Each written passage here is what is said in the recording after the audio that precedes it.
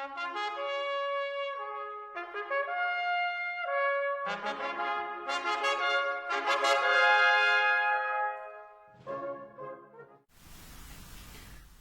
my name's Peter Holmes. I'm a music archaeologist and I work on really old ancient brass instruments, and one of the main things about the instruments I work on is very few of them are actually made in brass, and this is a typical thing, and these were found around 20,000 years ago.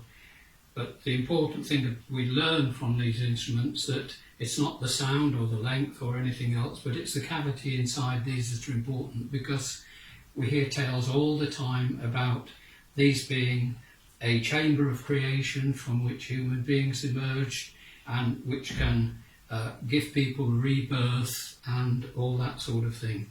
We get the same sort of story here with the didgeridoo, where the first Australians tell us how one of their gods blew the first human beings out of the end of their didgeridoo.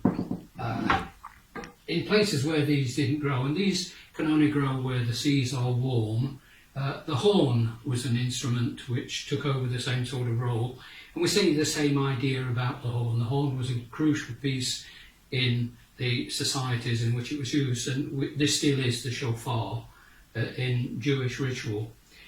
Instruments were made in stone, they were made in pottery, they were made in all sorts of materials. Eventually they were made in metal, and we got them becoming more and more like modern musical instruments. And by Roman times they were used with the water organ in the amphitheatre, pretty much like modern instruments. But in other societies around the time they were still used very much as ritual instruments, and this, the carnix, roughly contemporaneous with the Romans, was an instrument that took a very important role in their ritual.